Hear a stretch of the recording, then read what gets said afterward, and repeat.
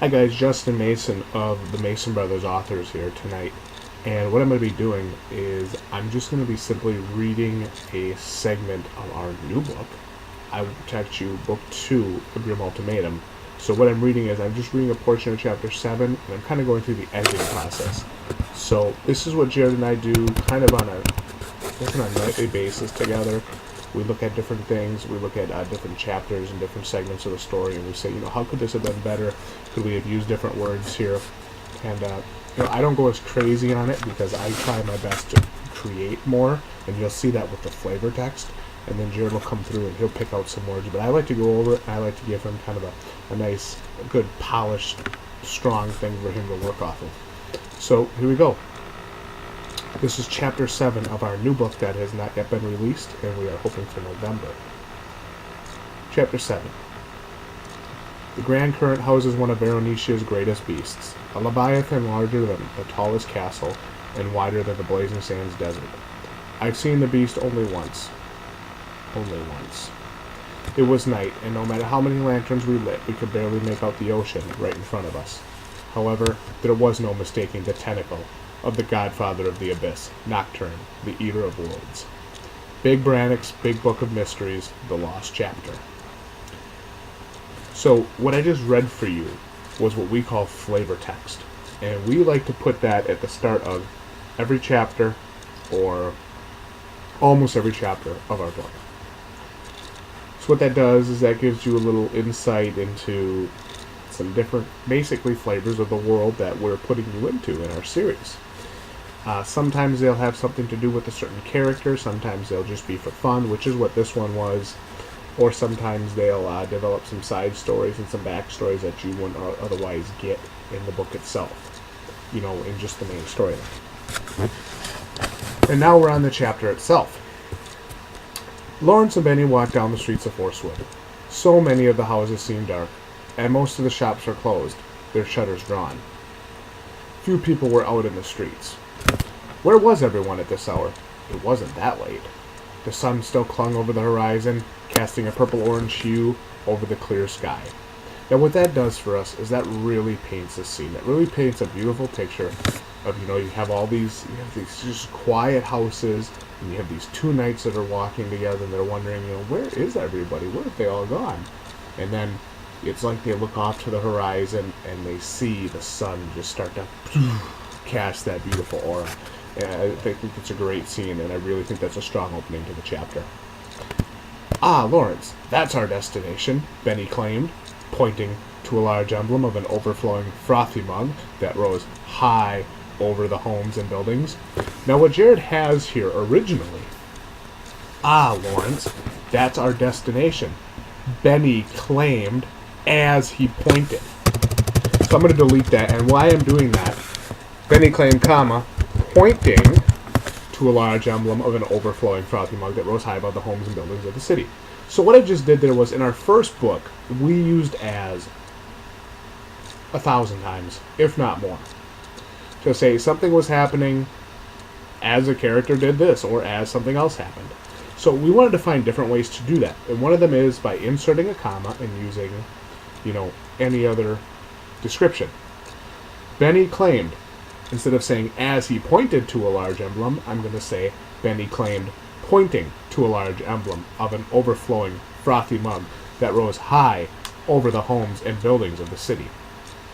I feel like that's a better sentence. I feel like it's a stronger sentence, and it keeps us away from that as he pointed garbage. That really bothers me. I can't stress that enough. I am one of the biggest perpetrators of that, my own rule, and I have been making a serious push to eliminate that almost completely. If I use it now, it's on a very rare basis. The Suds and Spirits. Benny, I've heard many a legend about that famed pub, Lawrence pointed out. Okay, so now we just used pointing in the other sentence.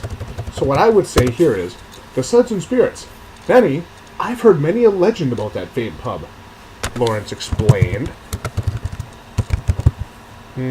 Lawrence explained. I don't know if that's the right word. I would want to have a different word for that. It won't be Lawrence explained.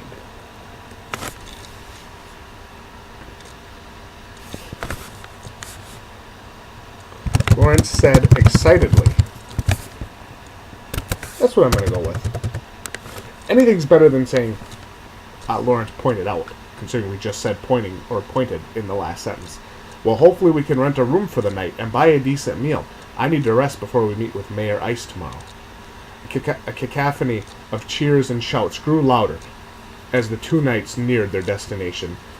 Now, it is appropriate sometimes to use it, and I think in that situation it's acceptable. We want to remember that while we are making changes, we can't eliminate something simply because we don't like it.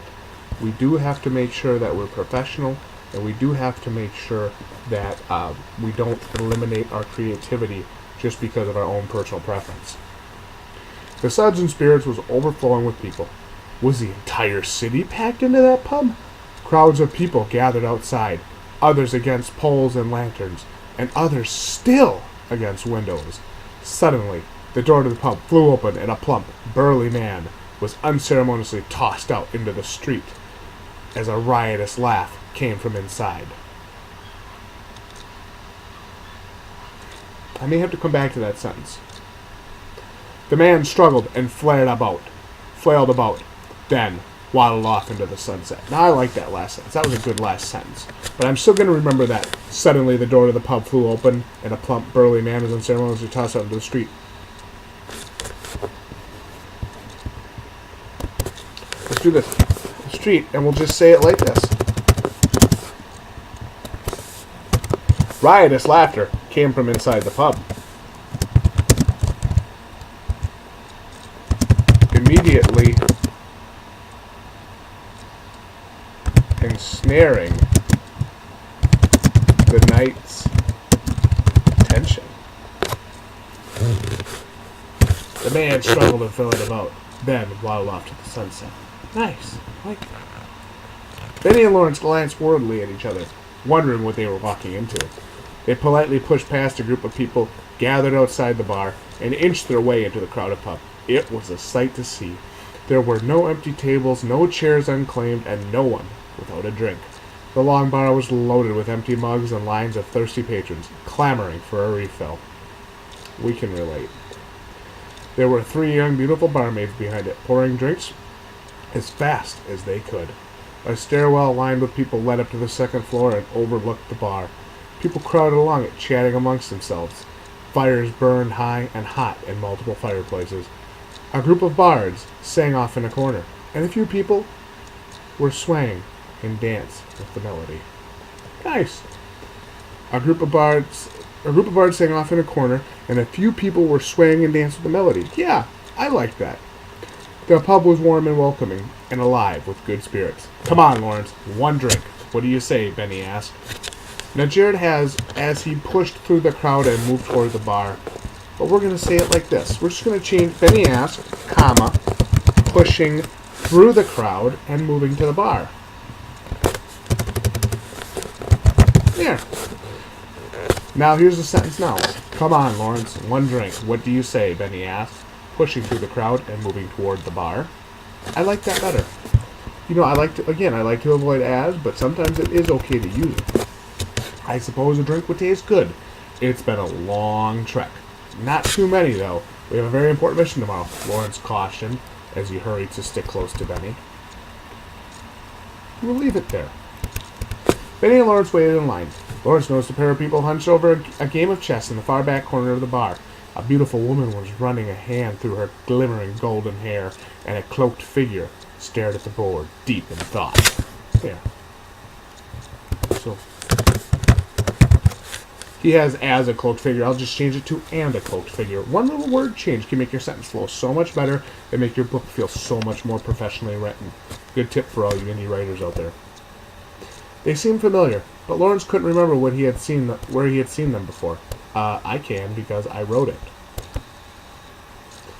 Benny looked toward the bar and made eye contact with one of the servers, who smiled coyly back at him. Her silky black hair shimmered in the candlelight, which illuminated her pale cheeks. Her dark eyes looked at him lustily. She's beautiful, Benny's heart skipped a beat, and he looked away quickly. I wasn't looking at you. I have to have a little bit of fun with this. but this is really one of our favorite scenes in the book. So, as the two knights waited in line, a burly, stout dwarf waddled through the crowd, carrying a huge oak cask in between his arms. The dwarf stumbled about, unable to look over the king. "Out of the way! Move out of the way!" he grumbled, and mumbled gruffly, shifting his weight from one leg to another. So Jared has "as he shifted." So we're just going to say shifting. And gruffly, comma, shifting his weight from one leg to the other. "Crispin, we need that fairy pale ale now. Whip fresh out," the young lady that Benny had eyed said in an exasperated tone. She wiped a bead of sweat from her forehead and hurried to pour another ale. "I'm coming, you impatient lass. Us dwarves can only move so fast, you know. Like to see you lift this blasted thing." Crispin responded indignantly. He set the keg down, tapped it, and started filling glasses. So, this is our first video.